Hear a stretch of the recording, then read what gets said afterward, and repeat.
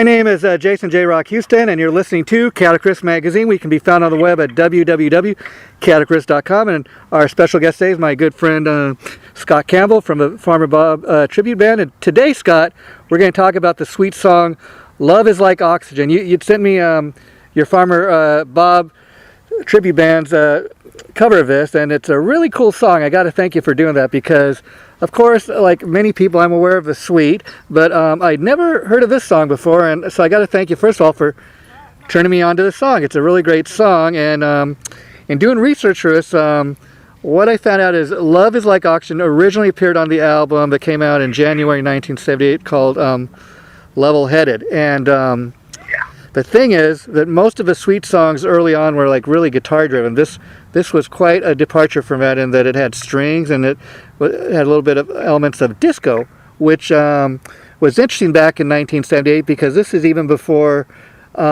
Queen did like their big hit. Another One Bites the Dust. Yeah, Another One Bites the Dust. Thank you for helping me out there. And then of course Kiss in 1979, a year after this came out, they did "I Was Made for Loving You." So Sweet was a little ahead of their time. So first of all, Yes, they were. Share with us, what were your thoughts as a Sweet fan when you heard this for the very first time? The funny thing is, the way I came about Sweet wasn't in the set. I mean, I probably heard it on the radio as a kid. I was a young kid in the 70s, came of age in the 80s. The way I heard about Sweet was probably the first song would be "Fox on the Run." I thought it was Cheap Trick. Oh, wow. Everybody did. Yeah. And then everybody thought "Love Is Like Oxygen" was ELO. Wow. Yeah. Love, and I guarantee you, Andy Scott, who wrote "Love Is Like Oxygen" or co-wrote it, the guitar player, underrated.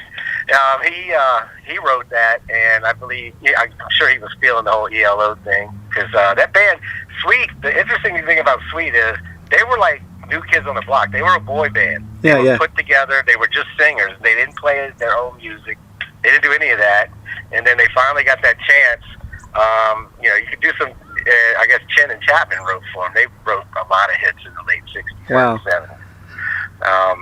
They got a chance to play their own stuff. And that first album they did that on was called "Sweet Fanny Adams," which is a saying in English. And then which parts of that became "Desolation Boulevard" here in the States. And they rock. They're ungodly players. The drummer probably influenced. There's a lot of drummers, a lot of glam rockers, a lot of '80s rockers, a lot of post Beatles, pop rockers, everything that probably will tell you Sweet was a big influence on them. Oh yeah, Motley Crue, definitely Queen. Queen followed Sweet, even though they broke a lot of ground just because of their sound and delivery and just good songwriting. Well, of course, Def Leppard. I mean, speak of another great Sweet song, "Action." Def Leppard did a great cover of that. But when in doing getting prepared for the interview today, I must tell you, Scott, like you, I grew up in the '70s and '80s, and I wasn't initially a huge Sweet fan, but I'd heard all those radio hits. For example, probably the same ones you did, like "Fox on the Run," "Ballroom Blitz." And "Action." But see, that's the thing is, until you talked to me about doing it, I had actually forgotten about how this band Sweet. And then I was going kind of down some of the songs that I've heard over the years. I thought, wait a minute. Half these songs, this band had a lot of great, radio hits, and I forgot about all these songs. Like I said, it just went down the list. "Ballroom Blitz." Another one I really liked that I wasn't even aware of until Poison covered this song was "Little Willy." Yep. We used to make fun of my brother, my stepbrother Bill, back in the early 70s when we were kids. Just sing that, piss them off, get shit thrown at you. Yeah. But I mean, it's so that's fine. It was so tongue in cheek, just the lyrics to that song, and they weren't trying to solve the world's problems. It was just about rocking and rolling and having a good time, Yeah, they're amazing. And that's I would say they're underrated, but they were masses in Europe. They were a European band. They influenced a lot of people here. It's not like they were underlooked. They were really big in Europe. That's the thing. Could have gone on. They're very dated, though. Yeah. To me, when you say they're just really dated to that period. Yeah. Oh yeah, but see, to my listening ears, in preparation for the interview today, I went online and I was listening to some of other songs off this album, Level Headed. But I listened, of course, to Love Is Auction, because I wanted to compare that version to your version. And your version of the song is pretty, dead on. But I will say this. Like you said, they were big in Europe, but it's very interesting. One of the other songs on the album that I really took a liking to was this one called California Nights. And when you consider that this is a European band, kind of like, and I mean, I seen a video for it online, and I'm listening to the lyrics of the song, and you can almost hear it's about these guys growing up in England, and they're dreaming of going and rocking and rolling, and in Hollywood and that, and they're living the dream, and not living the dream, but they're pouring their heart out in this song, and it's kind of amazing. Because like a lot of these European bands, that's the dream they have, to come to the United States, to make it big over here, to come to Hollywood, Los Angeles, New York, and a lot of the American bands, they have dreams about going over there to Europe, In Japan. Yeah. Just like Cheap Trick, Yeah. But that used to be a shirt all of us, New Orleans musicians wore back in the '90s. They have a shirt and say, "I'm big in Europe." Yeah. And it would be kind of true. A lot of jazzers and stuff like that mean nothing in New Orleans. They're just playing bars, but they go to Europe and they can't walk on the street, in public without a guard. When they come, they could come to the United States, probably walk downtown Los Angeles, and unless you're a diehard Sweet fan, nobody's going to notice them, Yeah. Well, there's only one left now. Yeah, sadly, but Andy Scott. But we did two Sweet songs when Steve Priest passed away at 72 years old this year. Oh, wow.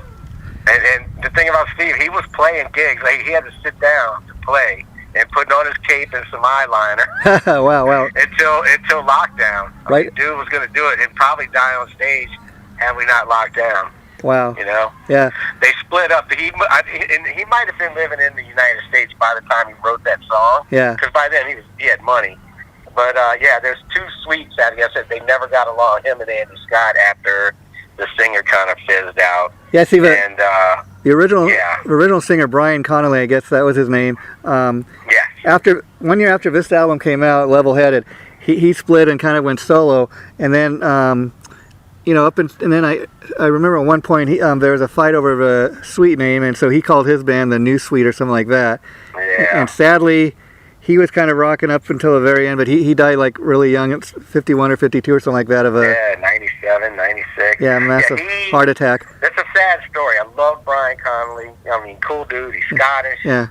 I mean, great for his time. And then he, they say all the alcohol and stuff like that. That's really what brought him down, Yeah. The later part of life. But I think there's a story, and if you ever listen to the song Sweet F.A. talking about, doing your girlfriend and stuff, they're rockers, that something happened, he got cornered in a club or outside of a bar after, and these people beat him up, and somebody kicked him in the throat or something while he was on the ground. His voice declined. That's interesting, because I was reading something where last few years of his life he had suffered like 3 massive heart attacks, and the last one kind of did him in, and he eventually died from his final heart attack. But, sad story. I mean, it wasn't like one of the people that was like a drunk and everybody hated him because of that. Yeah. It was just a tragedy, just a personal tragedy. Yeah, so, what was the other Sweet song you guys covered? Teenage Rampage. I'll send a link to your inbox so you can check it out really quick. Yeah, okay, I'll check that out. But again, it's like you said, it's one of those bands that probably more than not, a lot of people at least heard one or two of those Sweet songs that we were talking about on the radio at one point in their life, and you may come across it again. Oh yeah, okay, that's who that band is, or I forgot about them. But I kind of forgot about them until like Wayne's World 2, and they had that movie out, and they put the Ballroom Blitz on the soundtrack, and that was great too, because it reminds people of all these great bands like from back in the 70s that haven't been heard from in quite a while. But like you said, a lot of those guys, like Andy Scott especially, who's still alive, the sole remaining member of the band, he may not tour much these days, but he's probably, like you said, living quite comfortably off those royalties now, Yeah, he does actually. Yeah, when they had split, I guess Steve Priest did. They agreed that Steve Priest has a band called Sweet in the United States. Yeah. And then the Andy Scott's version toured around Europe. in Australia. So yeah, Andy Scott he's still active. And it's funny, you got to go look him up because he's got still the hair, but it's blonde. Yeah. He's got the bangs, and he's 72 years old or whatever, or 71 years old. Yeah. But Ballroom Blitz is an interesting song because that's written by Chen and Chapman. Oh wow. And well, yeah, I mean they were on a label. They were a groom band. Yeah. So that song is, I guess, Chen and Chapman, or one of them rode out to go see. Like it was one of the earlier songs that he wrote for him. But he went to go check out this band, so they brought him out in the limo, and he went out to some show they were playing in Ireland or wherever. Wow. And the guy said the song is his description of what he saw when he went to a Sweet show. Oh, wow. Like just the craziness that was a show when they started becoming a rock band, and then he wrote that song. Yeah, that's kind of interesting. I mean, Love Is Auction, I was reading, was co-written by this other guy named Trevor Griffin, who was kind of like a failed musician. He tried making, he tried to have his own musical career, and I guess this was like the biggest hit he had, and then he would go on to become a recording engineer. So, again, just a guy that kind of got lucky, as far as this guy that co-wrote the song. I mean, he's probably getting a little bit of a song still all these years later, Yeah. But it's kind of interesting because I put Sweet right up there. Kind of, they have a similar story to like the band Slade. Now, when people think of Slade, they think, of course, of Mama, We're All Crazy Now, and Come On Feel the Noise. Those two songs, right. Quite Right, covered. Now, I'm bringing Slade into this because recently, they released this great greatest hits album, and once again, I ordered it off of Amazon. It's a pretty nice collection, and it reminded me of how many great songs Slade had actually, done. Like, just to throw some out there, there's one called Goodbye to Jane. I'd forgotten about that song, until I picked up the CD. And then there's a Christmas song they did, like it's a real big classic, and Because I Love You or something like that. But I've heard all these great songs, and until I picked up this greatest hits that they just put out, I forgot about how much more to Slade there was than just Mama, We're All Crazy Now, Yeah. They were pretty big in Europe too, weren't they? Yeah, they were big. They were much bigger back home than here, and it's a bloody shame. I don't know. I don't quite know. I remember interviewing Frankie Benali at one point, and he was telling me the thing with those two Slade songs. He was telling me, Quite Right got the fame, but Slade rightfully so they got all the money from those singles we did, as they should. But he was kind of explaining that by the time Quite Right had covered those songs, Slade was kind of they'd broken up a number of years ago, but he's like, all those years later, they start having money come in because Quite Right decided to cover two of their songs, Yeah. Yeah, so good for them though. Yeah, good for them. They deserve it. If they got anything good that happened to them, that's great. Those bands, Slade, Sweet. I mean, we can go to Gary Glitter and all this other stuff, David Bowie. Oh yeah. But have you ever watched those old Top of the Pops shows? Oh yeah, you can. England. Yeah, you can see those on YouTube, of course. But Yeah.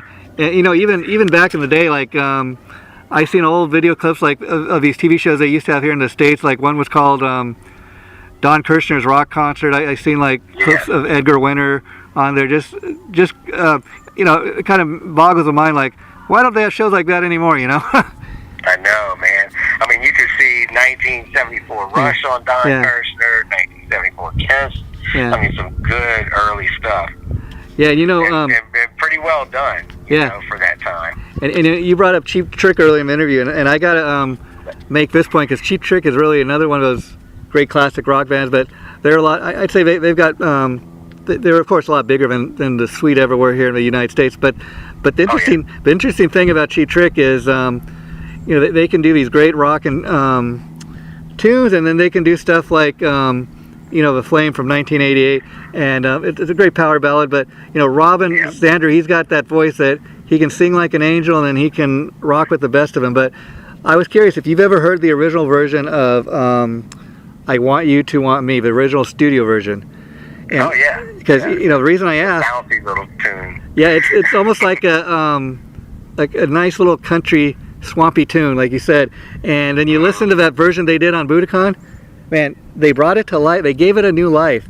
And I bet if you put on the original studio track, a lot of people wouldn't even know it's the same song. Yeah, I mean look at Rock and Roll All Night. Yeah, yeah. Feel Like You Do. I mean, all those songs became hits as a live version because the studio version was the record label sent a producer. The producer made him play a song a certain way, and then when they went out live, they did it the way they probably wrote it. You know? Yeah, yeah. They said the part where I Want You to Want Me breaks down in Budokan, they call that the disco. That was them trying to be disco. Wow, wow. That's anything but disco, but okay. Yeah. I know. Well, you know, Ain't Talking About Love was Van Halen trying to be punk. So. Yeah, yeah. Wow, wow. Yeah, it's amazing, and you know, Cheap Trick too. There's still another band out there doing it.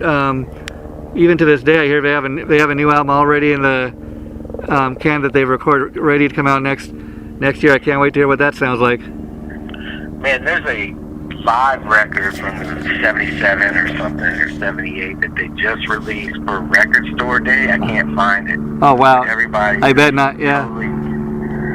Yeah, people are drooling over it. And I haven't heard one thing from it. Yeah, and so like, tell me, Scott, like, are you an old school guy like me, where like you love to get your hands on the physical like CD and all that, or even vinyl, as opposed to having everything as a digital download these days?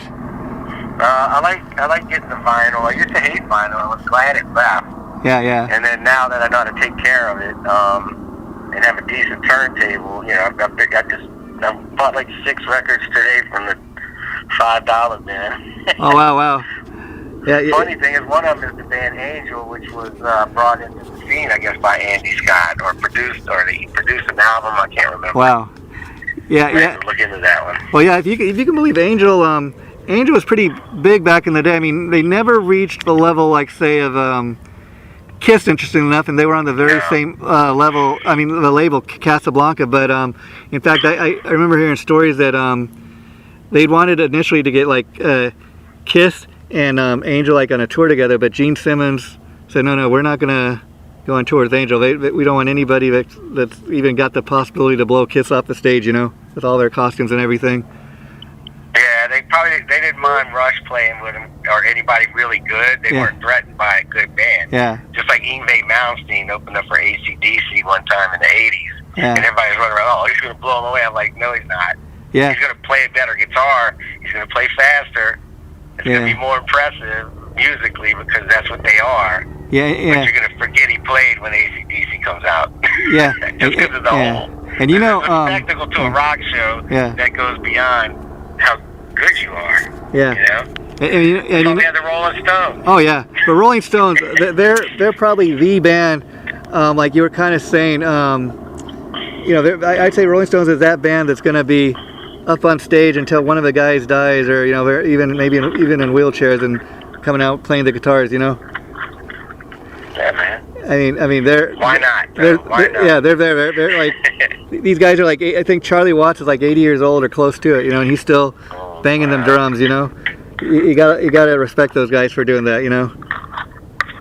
And then I'll just say this, you know, getting back to the suite, you know, in reading up on the guys in preparation to do this interview today, one of the things about the suite is they're described as you know, people love to tag stuff and put labels on.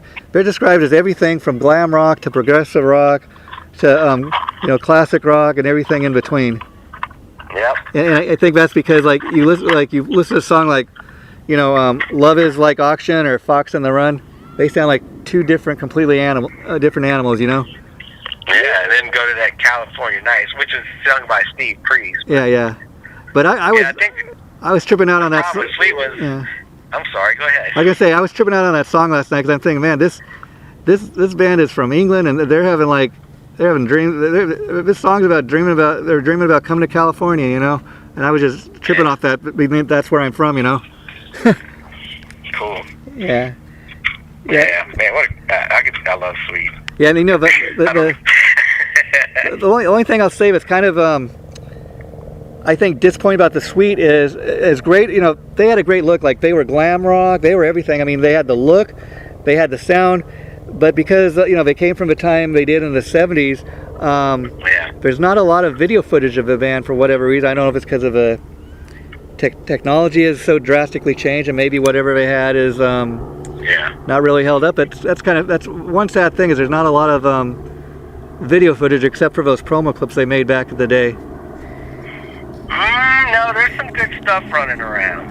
I think on Andy Scott's official suite YouTube, like recently, I think probably at the Sneak Pass, okay, they dumped a lot of stuff that they had from German TV shows. Some of it's them playing not live, but there's a lot of good live stuff. I'll have to check that out. And there's a lot of stuff where they pre-record. They played live probably before the show, but not on the show. So it's them live. It's just not, on the same stage. It's not at the same time.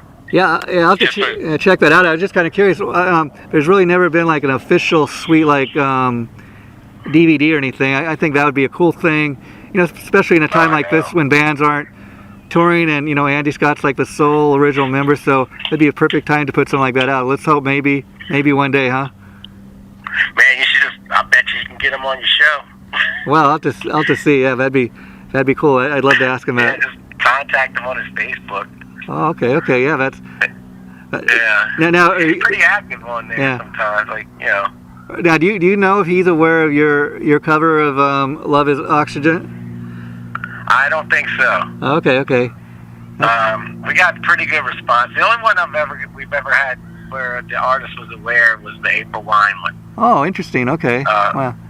Yeah, I'll find that. But Miles Goodwin, he reposted it on his personal page, and he runs the April Wine official one. Oh, interesting. Wow. Yeah, the funny thing is he put WTF. Yeah. But then later he had kind of backpedaled and said, no, it's good. He just we had totally, changed the song a little bit. Yeah. Kind of get off topic for just a minute there, Scott, but I want to ask you this. Have you had a chance to hear the new AC/DC album, and if so, what are your thoughts? Not yet. Okay, well, I'll tell you this. I've had a chance to hear it, and to my ears, it's I dare say it's maybe the best thing the band has done since Back in Black, and that, as you know, that's really saying something. But what I mean by that is, I mean, when you consider a couple years ago, it looked like Brian Johnson was out of the band, looked like Cliff Williams was out of the band, Phil Rudd even, and they just had Angus and his nephew Stevie, and they did a tour with Axl Rose, but it didn't really look like the future's looking too promising. I tell you, they got in there and they really put out a balls to wall album. It's really, I mean, from what I was reading online yesterday, it's already sold enough copies that it's going to hit #1 today. Amazing. Yeah, I'm hearing the same thing. I wonder if they brought in some songwriting help. Yeah, well, I haven't actually got the album in my hands yet. I ordered it online. It should be here in a few days, but I was able to go online and hear the entire album, and it's pretty cool. And what I've heard, though, is the original idea was they found like some old guitar riffs from Malcolm Young, but then Angus thought about it. He says, well, it's not really the same as, recording the songs with Malcolm. He's kind of there, but they decided to have a new guitar player, Stevie, just kind of play the riffs that Malcolm wrote. And so from what I understand, Malcolm was somewhat involved with the songwriting before he passed away, so that's his presence is kind of there in a way. Yeah, which is cool. I heard the one song, the first thing, and it had had the groove. It had the sound. Yeah, Shot in the Dark. I think that's when you're talking about. Yeah. And there's a video for it, and it's pretty kick-ass. You really can never go wrong with AC/DC. But this is one of those albums. I say Back in Black because pretty much every single song on the album, there's not even any filler material. It's all you could just kind of go down the list and pick any of his songs, and you're gonna have a hit with it. It's that good. Or any of his songs, I think, could commercial enough that it could be played on the radio and people are gonna dig it. Wow. Yeah, it's kind of one of those albums that you could kind of go take a drive for the day, or go on a trip somewhere and you just listen to it all day. And, that's good. I'll get it. And I think I like that Mr. Bungle thing they re-recorded that they just put out too. Oh, okay. I don't know if you like thrash. Oh yeah. I'm into a little bit of everything actually. I mean, or especially like hard rock or metal. But I'll tell you this: I dig a lot of classic rock stuff too, because everything from Aerosmith to the Eagles and Tom Petty. And I'll tell you why, because I'm one of those guys that if it sounds good to me, I'm gonna dig it. I don't necessarily go just for the flavor of the month stuff. Oh, I remember when grunge was big. All of a sudden, everybody wanted to throw out all their Motley Crue albums. That wasn't me. I mean, I'm still just a big Crue head as I ever was. Because the music. All right. We're gonna get off topic, but Crue's related this week because if you watch their drummer live, you're gonna see Tommy Lee. So, oh yeah. What do you think about Crue with the John Bush era? Oh, you mean that's Anthrax? No, you mean John Corabi. Well, I'll tell you. The only mistake I really think they made as far as the album was calling it Motley Crue. I know at the time Nikki Sixx kind of wanted to make that statement, we're still Motley Crue without Vince Neil and we don't need him. But I think fans would have been more accepting of it if they called it anything but Motley Crue. It's a good album, I agree. And I'll tell you what, ever since that 94 album, I've been a huge Corabi fan of anything he's done, because the music stands up. And I mean, anything from the Motley Crue album to the Scream to Union to the Dead Daisies, and the Dead Daisies is an interesting band. A lot of times people say rock is dead or there's no more rock stars. I don't necessarily believe that, but I do believe there's a lot less rock stars than there used to be until a band like the Dead Daisies came along. And that's an interesting band because, Corabi's no longer with the Dead Daisies. They got the great Glenn Hughes now. But what kind of trips me out is the Dead Daisies is kind of like Whitesnake in the sense that the only constant guy in this band is the guitar player, David Lowery. It's his baby. And it's one of those things where, they're constantly changing members because these guys have other things to do. And if you can't dedicate 100% of your time to the Dead Daisies, he just brings in other superstars.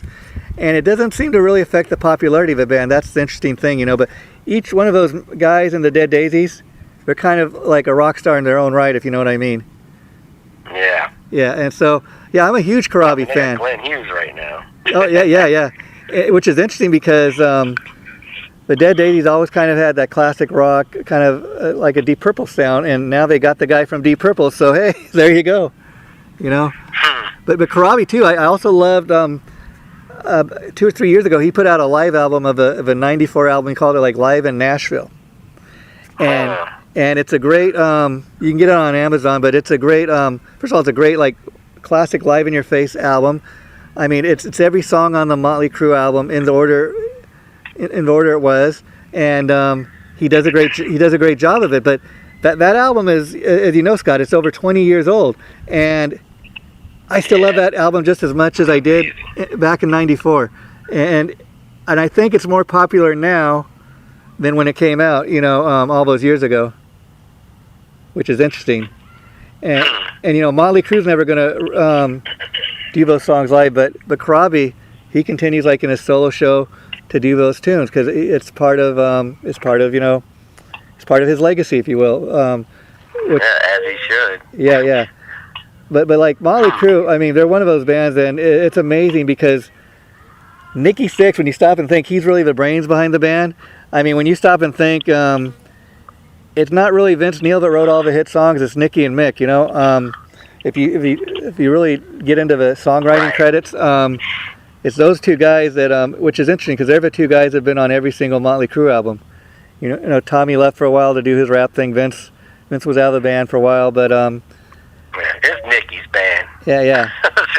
let's just admit it. Yeah, but see, Nikki is for all the heroin and drugs he did. It's amazing. He's so intelligent because I heard him in interviews over here talking about if you probably noticed, Scott, no two Motley Crue albums are exactly alike, and if you go all the way back to Too Fast for Love, there's a glam element to that. There's also a real heavy punk element to Too Fast for Love stuff. And I heard Nikki talk over the years. Okay, that's what you thought Motley Crue was? Well, when we got to Shout at the Devil, I wanted to take the band and go dark. And that's why all the photos, had blood splattered all through. And it was red, demon red and black. And wanted to put the Pentagon on the original, album cover. We wanted to go dark. And people all of a sudden thought we were a metal band. And then, that's what you thought Motley Crue was. And then we went full glam with Theater of Pain. I mean, it just is amazing. The guy has, besides just writing these great hit songs, he has that vision for Motley Crue, and it's why Motley Crue is the legendary band they are today. You know. Right. But you know, like you said, it's all right to bring up Motley Crue because the Sweet came way before Motley Crue, and there's no way you can tell me Motley Crue was not influenced by the Sweet. I know. Also, going back to the '94 album with Karabi, one of my favorite songs the band ever did was called "Poison Apples," and one of the lyrics in that song says, "We love Mott the Hoople." And I remember when I heard that song for the first time, thinking, not knowing at the time, what is Mott the Hoople? And then I would go and kind of, again, very much like the Sweet, I discovered this great glam band from back in the '70s, and then like the Mott the Hoople song I really dig is rock and roll generation or something like that. But it's Def Leppard did a great. Oh yeah, that's it. The Golden Age of Rock and Roll. Def Leppard did a great cover of that too. And so you got Def Leppard and the Crew and all these bands that were influenced by these bands. And I dare say if there was not a Sweet, a Slade, or Mott the Hoople, you know, all these bands we're talking about, Def Leppard and Motley Crue, they would not even exist. Yeah. And so let me ask you, Scott, are you guys working on any new covers, or are there any songs that you guys are kind of thinking about doing? A bunch of them. Yeah, you know, just lately it's been time.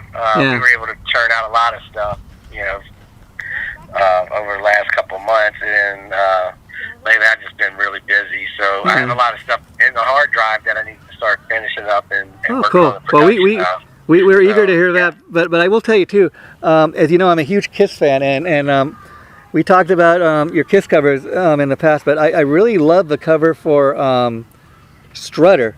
That's one of my favorite Kiss albums, the very first one, because you know, if you go back all the way back to that album is so raw and in your face. I mean, you can hear the band, how hungry they were to make it back then. I mean, as far as, you know, accomplished their dream. I mean, it must have been such a big thing for them back then to go in the studio and cut those songs, because I mean, you can feel how alive the band was back then, and it's interesting that those first three albums did not sell that well, but that's those first three albums, that's probably the one that sold the best, and it's because it's got all the great songs. You got Nothing to Lose, you got Strutter, Firehouse. I mean, Firehouse alone, I mean, just for having that siren and everything, who would have thought to do that, you know? I know. and so I was kind of interested. Talk about your kind of thought process when you wanted to cover Strutter, because I think it was a great song. You guys did a great job covering it. Thank you. Yeah. I mean, was it just one of those songs you always dug, or you thought it'd be cool? I'm trying to remember what brought that one up. In any event, I think we were just talking about doing a Kiss song. Yeah. And the singer's like, hey, I'd love to do Strutter, but I don't know if I have a Paul Stanley voice. Yeah. And he did it, and we kind of liked it. And then, and I was curious about the other one you did, Almost Human. Now, what I dig about that choice is not only is it a great cover you guys do, but you chose one of the lesser known Kiss songs. That's one of the tunes, unless you're a diehard Kiss fan, you probably maybe haven't even ever heard it, and that's a cool thing. So a lot of people might be hearing that thinking it's an original tune, and not that you guys want anybody to think that, but I bring that up because I remember Lars Ulrich from Metallica, seeing him in an interview, and he said, you know, early on before they started doing original material, they did a lot of new wave of British heavy metal stuff. He said sometimes we would play a set, and we'd have like 3 or 4 Diamond Head songs in the set, and people would think they were all Metallica songs, not having a clue. But that's a cool choice, you know, like Almost Human, because like I said, maybe people are going to come by your website, they're going to hear this song for the first time, and they're going to dig the song so much, oh, okay, I'm going to go check out the Kiss version now that I've never heard. Yeah. So it's a great way to turn people on to tunes that you love, you know? Yeah, that was more of me trying to get an exercise in production more so than playing the song. Oh, wow. I wanted to do something with there's timbales, there's bongos, there's a gong in it. It's all real. And then we're working out of, 3 different home studios that we just send this stuff around through Dropbox, so it was amazing to do that and pull it off. Yeah, Plus I wanted to play that bass line. Oh, wow. And And I got to ask you because next time I'd like to talk to you about a little more, Scott, but we'll just kind of interview today on this, is I was checking out on your Reverb Nation, you also do a great cover of Cheap Trick's Stop This Game, and I just want to end the interview on this, asking you, and then we'll get more into it next time maybe. That's another great Cheap Trick tune, but again, I dig the fact that you didn't go with an obvious choice, because the band had a little bit of, Cheap Trick had a little bit of a hit with that, but it wasn't a huge radio hit like, say, maybe Surrender or I Want You to Want Me. So talk a little bit about choosing to cover that, because again, it's not such an obvious choice, but again, I think it's a cool choice that you made to cover that. I just like that song. Yeah, yeah. You know, there's another Cheap Trick cover we have coming called Heaven Tonight. Oh, wow. I pretty much did that one all by myself so far. I don't know if I'm going to put anybody else on it, or if I'm just going to throw it out there, but it came out really good. So did you do the track you've done so far on it, did you do the vocal too? Yeah. And how do you feel about doing vocals? I mean, I know you're primarily a guitar player and you do drums sometimes, but do you like getting a chance to sing lead every now and then? I love to sing, but it's just Mark is 8,000 times better. I hear you. Than me, so why would I do it? But this one, it's my range, so I feel good with it. Most of the if you hear the bigger harmonies and the choir type stuff in our songs, that's me. Okay. Like Mark's more of a strong Bruce, Dio, full on, belted out, and when you need breathy, airy stuff, I got to do that. Oh well, and I will tell you, Heaven Tonight, that's probably my all-time favorite Cheap Trick Me too. album, and it's just because it's one of those albums that I dare say it's all killer, no filler. I mean, there's not a bad track on that album. I mean, you just go down the list. I mean, I feel they were developed by then. Yeah, I mean, I don't know if that was what they were shooting for, but they got it. They're on target with that. I mean, that was Sound City. I mean, Off Wanashine, that's one of my favorite tunes, and especially live. I don't even know what it's really about, but it just. It's about leaving. It's just saying bye bye in like 8,000 different languages and playing 12-string bass. Okay, but yeah. It's just like it's like Hello There is the goodbye song, even though they made Goodbye There on Budokan, but it's like the encore song. Yeah. It means it's just goodbye. I say that because I remember first time hearing the song, when I was a teenager, and you learn all this stuff later down the line, but when I buy that Off Wanashine, what the hell is that? But I didn't care. I didn't care at the time because it was just such a great song. And then I tell you, another great classic Cheap Trick song from the 70s that I never understood why I didn't get more love was On the Radio.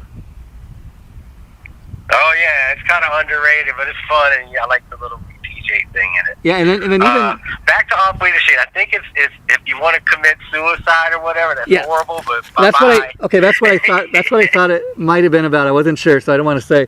But it's Rick Nielsen's dark, weird sense of humor is what it is. Yeah, and Rick Nielsen, he's quite the character. I mean, even the different looking guitars, the sweaters, but its personality comes coming to life, and it's kind of interesting. Like even that album cover, like a lot of the Cheap Trick album covers, but that one in particular, because you always got people saying you have the two two drop dead gorgeous guys, Tom and Rob, and then you got the oddball guys on the back cover, but yet. They all. That's what I dug about Cheap Trick. They were one of these bands, as great as they were musically, they had a great sense of humor. They never like had that attitude. Oh, don't say Rick and Bun look funny or nothing like that.